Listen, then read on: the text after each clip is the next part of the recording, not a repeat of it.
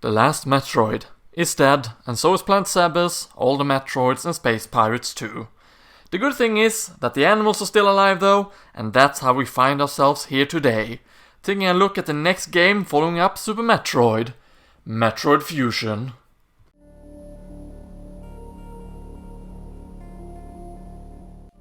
When I was a kid, I always wondered if there would ever be a Metroid game for the Nintendo 64, but to my disappointment, there was never one released.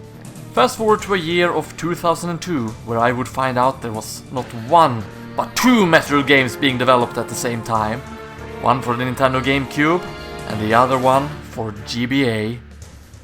I was super excited, despite not having any ways of playing it, but lucky for me, I had a friend at the time with a GBA.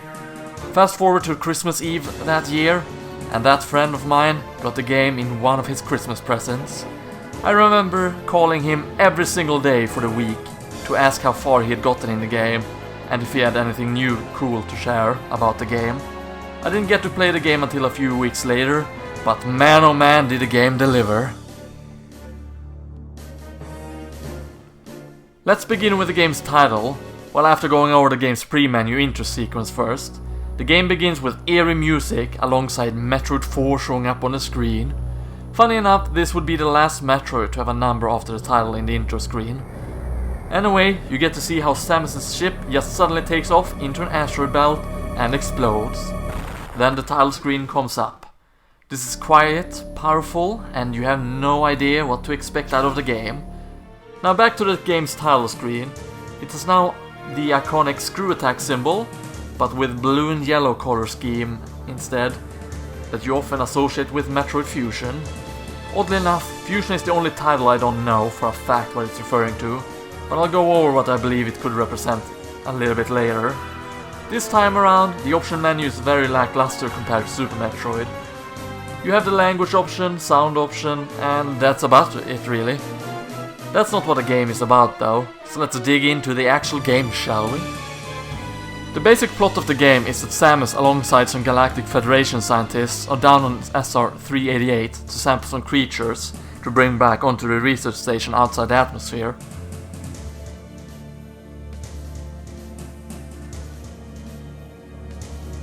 They encounter a frog-like creature which Samus kills. It transforms into a yellow creature that flies into Samus's body. Not thinking much about it, Samus returns back to her ship where she learns she has been infected by a parasite known as X. She loses consciousness and her ship is blasted away into the asteroid belt, but Samus somehow managed to launch herself out from the ship via an emergency capsule. The Federation picks her up, and it turns out the X has multiplied and corrupted large parts of her power suit, so they have to be surgically removed, forever drastically altering her appearance. The X has spread so much that the only way to truly cure her is to use a vaccine which has been created from the last Metroid. This helps saving Samus, but she receives a new blue and yellow suit as well as being sustainable to cold because of this. Here's the first meaning of the word fusion, where Samus fused with a Metroid, but there's another possible explanation later on. Either way, Samus learns that the research station has had an emergency and is set out there immediately under the guidance of her new ship that comes with a ship computer that will give her mission assignments. We then land on the station itself and the game begins. For the record, it is possible to skip the intro by starting a new save file then copying it after the intro, and it can be skipped on a new playthrough, as long as you keep a file available without the intro, that is. In Fusion, they decided to make the controls a bit stiff compared to those of Super, but I find that it works rather well for the game. Wall jumping is still here, but it lost a lot of its free movement. This is to prevent sequence breaking, since the game is very story driven and the progress comes in forms of events. You still have a dedicated button for diagonal aiming, but you need to press up and down to aim diagonally up or diagonally down. Missile equipment has been moved to holding the R button. As mentioned, the game is very story driven. In fact, every new objective halts all exploration in previous areas, and once you enter a new area of the game, you are always presented with a map. This of course is logical, since the station has been built and thus should have a map layout. Normally I'd complain about this since it tends to hinder exploration on your own, but not in this case. Because the thing is, you don't get the entire map layout as each and every sector has hidden areas that are unknown to the general public. This gives the games a great sense of exploration and still holds the Metroid formula near and dear to the roots. The objectives aren't super special in themselves, and the more often than not can be summed up into go here to get a new suit upgrade, downloaded, and investigate and stop the X from destroying the station. Of course, downloading the weapons and suit upgrades aren't the only way to get a new ability.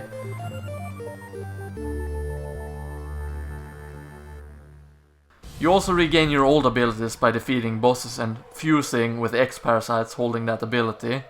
This of course is the last meaning of the game's title I could interpret. While this game keeps most of the abilities from previous Metroid games, it also introduces a couple of new ones as well as changes to how a few works. The charge beam not only lets you charge your beam, but also increase the size of your regular shots once you've gotten it. Spring Ball and High Jump has been combined as one ability. The Speed Booster introduces Shine Spark recharging. Super Missiles replaces missiles once you get those.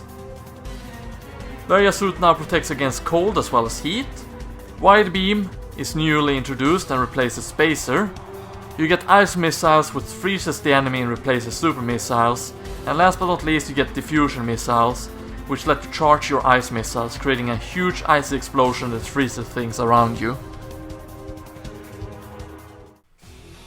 The game has 6 areas that represents a certain section of SR388. Sector 1 represents the natural habitat of SR388 and captures the ecosystem of the planet very well. Sector 2 is a tropical section and captures the feel of a jungle with many tropical insects and creatures. Sector 3 is a scorching desert and captures the feeling quite well. Sector 4 is an underwater area, but it's split into 2 different sections. You have the regular section that is kind of a flooded laboratory where electrical cables makes the entire water electrified. But you also have the underwater section, which are absolutely stunning in terms of artwork. Sector 5 is a frozen wasteland and holds the home for several creatures that loves the cold. And last we have Sector 6. Here it's like a really dark cave system where creatures that thrives in the dark and those where nocturnal lives. The game, despite being a handheld game, does a really good job with its atmosphere, and in fact, when I was a kid, I was incredibly scared while playing the game. It all began with SX, a parasite clone of Samus that roams around the station. But not only that, the game's music and sound effects, as well as overall design, makes you feel on edge the entire time. In fact, when I first played the game and the mystery man shows up, I got so scared I turned off the game.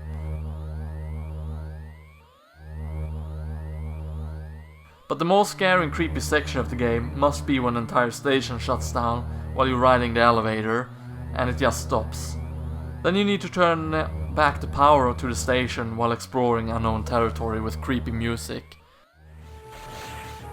Overall, I find Metroid Fusion to be a really solid game and definitely a prime example of a great Metroid game.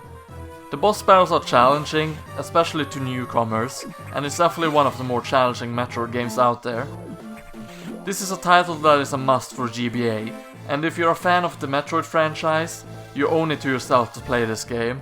It's a game I pick up just to play every now and then, just like with Super Metroid. It's one of the best Metroid games out there.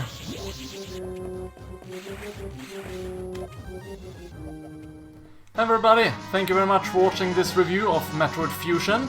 I am very sorry that it took quite a while for me to finish it.